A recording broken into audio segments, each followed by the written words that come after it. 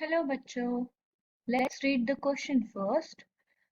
A segment of DNA AGCTT has lost first base.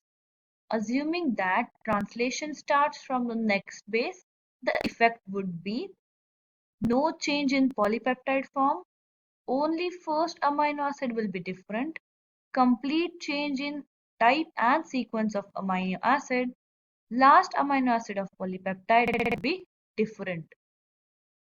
तो बच्चों यहाँ पे कॉन्सेप्ट है कि अगर कोई डीएनए सेगमेंट दिया है और उसमें से बेस अगर लॉस्ट हो रहा है पहला वाला तो उसका इफेक्ट क्या होगा।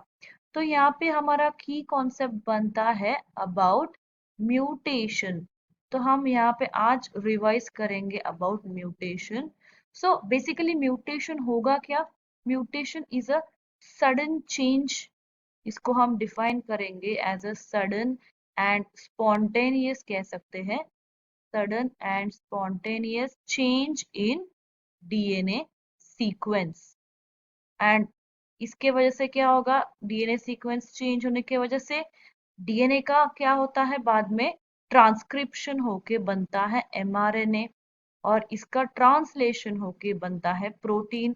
सो अब इसके वजह से क्या होगा, चेंज जब डीएनए सीक्वेंस में आएगा तो बाय डिफॉल्ट चेंज प्रोटीन में भी आने वाला है। सही बात है।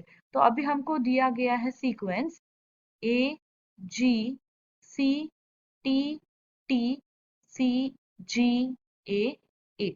ये हमारा दिया गया सीक्वेंस डीएनए और इसमें से अगर ए बेस लॉस्ट होता है तो क्या इफेक्ट होगा। इसका हम एमआरएनए बनाएंगे। एमआरएनए बनता है अभी G would be paired with C would be paired with G, then A, then again G, C and यहाँ पे अभी थाइमिन आएगा क्योंकि आरएनए है। Thymine will be replaced by uracil और ये बन गया हमारा mRNA। ए का हम यहाँ पे ट्रांसक्रिप्शन नहीं कर रहे because a is been lost, this base is lost. And now अब इसका जब ट्रांसलेशन करेंगे इनसे क्या बनेगा, प्रोटीन। और कोडॉन्स कुछ इस तरह से बनेंगे। कोडॉन्स क्या होते हैं, ट्रिपलेट होते हैं, तीन तीन बेसिस से बनते हैं कोडॉन्स। तो सबसे पहला कोडॉन क्या आएगा यहाँ पे, CGA, AGC and you and so on. ये आएगा मॉडिफाइड वाले सेगमेंट में। मॉडिफाइड वर्जन क्यों कह रही हूँ मैं, सो दैट यहाँ पे हमने लॉस्ट एडेनाइन रेसिड्यू को नहीं पकड़ा है। बट अगर इसका ओरिजिनल अगर हम देखें, अगर ओरिजिनल सीक्वेंस को अगर हम एमआरएनए बनाएं तो कैसा आएगा, ए के जगह पे आने वाला है यू एंड देन सीक्वेंस आएगा UCGA, A, G, C, U मतलब बाकी का सीक्वेंस सेम है, सिर्फ यहाँ पे यू ऐड होने वाला है। ये देख सकते हैं हम, ये एमआरएनए जो है वो ओरिजिनल है विथ एडेनाइन रेसिड्यू का पेयरिंग। बट अगर इससे ट्रांसलेशन होता है, इससे ट्रांसलेशन अगर एमआरएनए होगा तो प्रोटीन्स का कोडॉन्स बनेंगे ऐसे। फर्स्ट कोडॉन आएगा ये आएगा सेकेंड कोडॉन, ये आएगा थर्ड कोडॉन और यहाँ पे फर्स्ट कोडॉन आएगा CGA, ये आएगा सेकेंड AGC एंड थर्ड आएगा ये। तो अगर हम देखें यहाँ पे first second and third codons में डिफरेंस है ओरिजिनल एमआरएनए और मॉडिफाइड एमआरएनए के स्ट्रैंड में।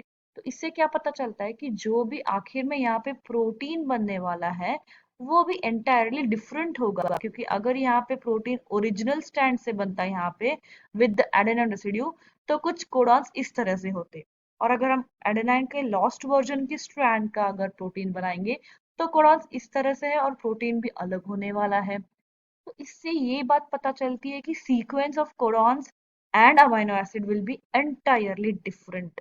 तो इससे हम ये कह सकते हैं कि जो ऑप्शंस दिए हमें, पहला कहता है कि no change in polypeptide form, ये तो गलत है। Polypeptide form of course change होने वाला है क्योंकि लॉस हुआ है बेस का, तो पूरा कोडॉन का सीक्वेंस चेंज होता है।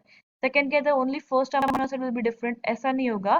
फर्स्ट अमीनो एसिड लॉस्ट हो गया इसका मतलब रीडिंग फ्रेम जो है वो चेंज हो गया है, इसलिए पूरा सीक्वेंस ही चेंज होने वाला है।